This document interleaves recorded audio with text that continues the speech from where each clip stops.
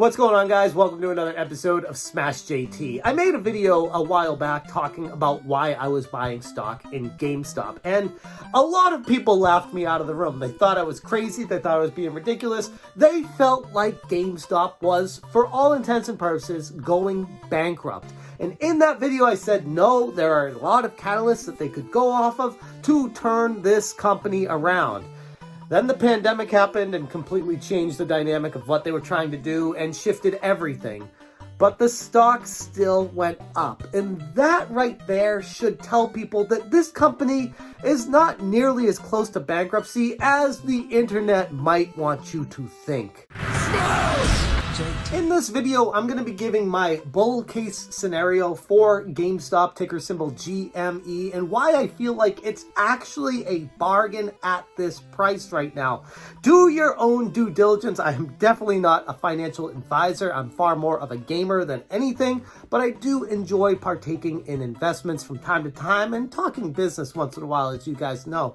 And as far as GameStop is concerned, there is a likelihood that it could go bankrupt and that you could lose all your money. So take everything I say with a grain of salt. Let's get started on this. Okay, GameStop GME. Why do I believe in this company? And why do I have a screen of Chewy.com up on my TV right now?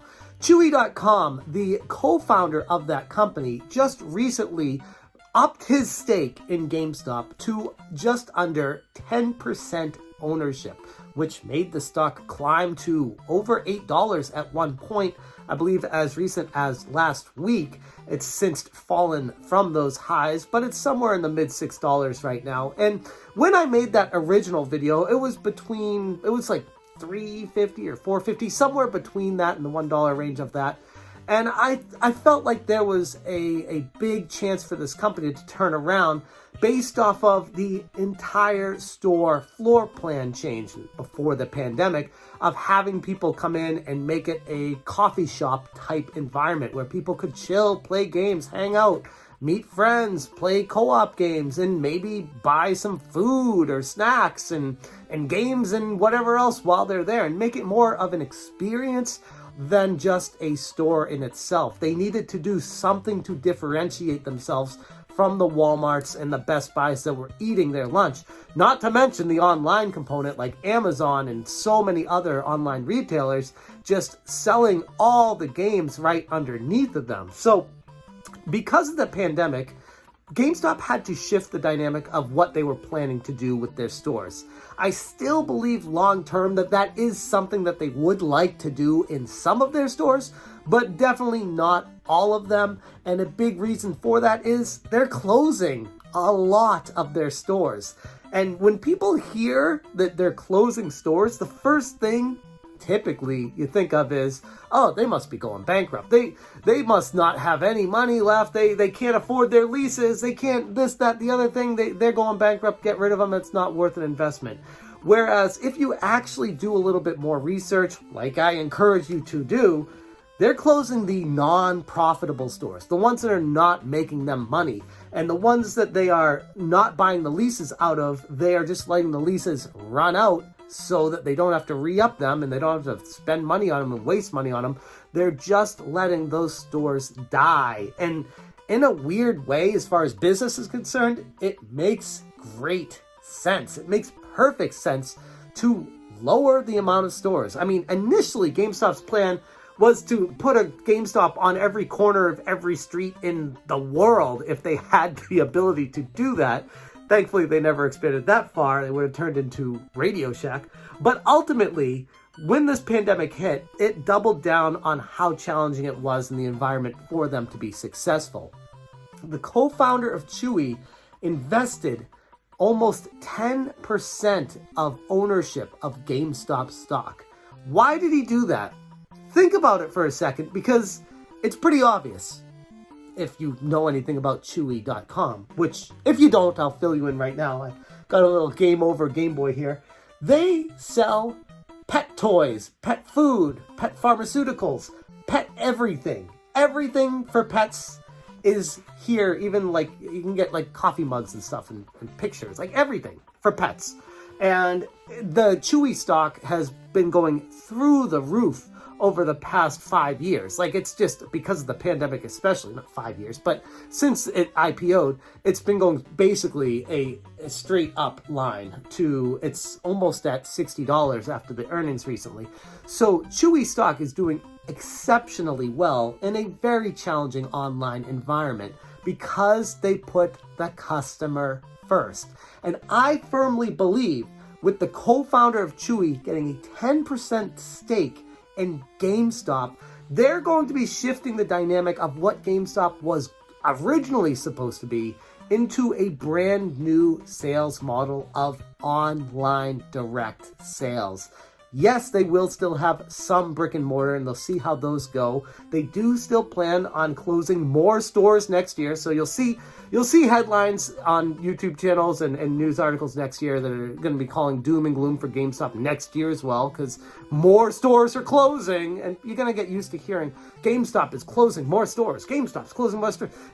At some point, you're going to be like, how are they still in business? Because they're closing the stores that are not profitable. So it makes sense for this to be a long-term plan. Some of these leases are multiple months, multiple years, and they have to wait for some of them to run out instead of paying money up front and losing even more money by buying themselves out of leases. So yes, this is a long-term shift in plan for shifting what GameStop used to do, which is the in-store selling the games directly to customers, to more of an online dynamic. And especially if you consider what's happening with next generation, with the Xbox Series S that just got announced recently, it's going to be $300, no disc drive, along with the PlayStation 5 all digital that's available, no disc drive. So clearly the manufacturers of next generation are moving towards an all digital future, and GameStop can either adapt or die. And right now, they're choosing to adapt. Is it guaranteed to work? No, but leaving all the brick and mortars definitely did not have a great chance of survival with them. And I think they realized that. Hopefully, they didn't realize it too late. Hopefully, this Chewy co-founder that joined in at the nearly 10% ownership, hopefully he's able to speed up the process and changeover to making GameStop more of a household online service name. They're going to need to completely shift the dynamic of their customer service approach, because right now it's in the dirt. People who you talk to on the street typically have a very negative sentiment towards their outlook on GameStop customer service and how they've been treated, especially GameStop corporate, and how they feel like they buy brand new games or they pre-order brand new games and they're already opened out of the shrink wrap, and crazy horror stories from collectors getting boxes in the mails that are all dinged up and GameStop not really helping them with that. Chewy has a completely different mindset where they are basically the Amazon of pet food. And like Chewy said on their conference call, which I happen to listen to, they want to put their customer first, no matter what the cost, what Amazon does as well. And yeah, in the short term, it might end up costing them far more money. But if Chewy can be the Amazon of pet food and pet supplies, GameStop has the opportunity to be the Amazon of video games online. And I know that's crazy because you can say, oh, you can already buy all this stuff on Amazon. Why would I go to a different place to do that? People are doing that for pet supplies that are available on Amazon. Why? Because it's a better price. There's better customer service. There's better things that they do to make the customer return to them. So if GameStop is able to create that kind of environment on GameStop.com, it's going to completely shift the entire dynamic of what online video game retailers were in the first place. That is why I'm so confident that there is a big potential for a huge return on investment here. It is very high risk. I can't say that without qualifying it. So don't go into this thinking, oh, okay, this is easy money. No, I mean, you already know the mentality of what people think of GameStop. And it's a long-term change. It's not going to happen overnight. I mean, the stock did fall to like $2.50 earlier this year. You could have already 4 times your money if you timed it right. But that's the thing with stocks. You're not going to ever time it right, which is why I'm making this video and saying, if you're interested, give it a look.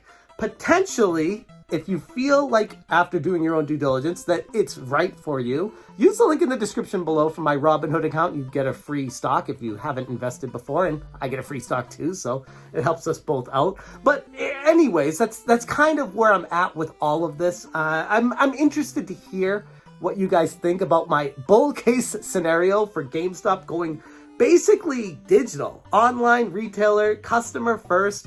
They're going to be selling digital codes, most likely. They could have customer service and membership loyalty programs, making customers want to return to them, and even have monthly deals if you sign up for a new release every month. I mean, these are just things I'm thinking based off what Chewy does with pet supplies. It's not that hard to think that if they do it right, they could create an entirely new business model that I haven't even seen exist in the video game landscape yet. Anyways, I'm going to leave the video right there. Let me know what you guys think. Am I crazy? Or maybe I'm on to something. I don't know. Last time I made the video, it already doubled from what I made it to what it is now, almost. I mean, it's come down a little bit since then. But if you invested when I told you I was investing and sold at the highs last week, you could have had a free PlayStation 5 and Xbox Series X. So, investment's fun, but it's dangerous. Be careful. I'm going to leave it there. Thanks so much for watching. And as always, you stay smashing.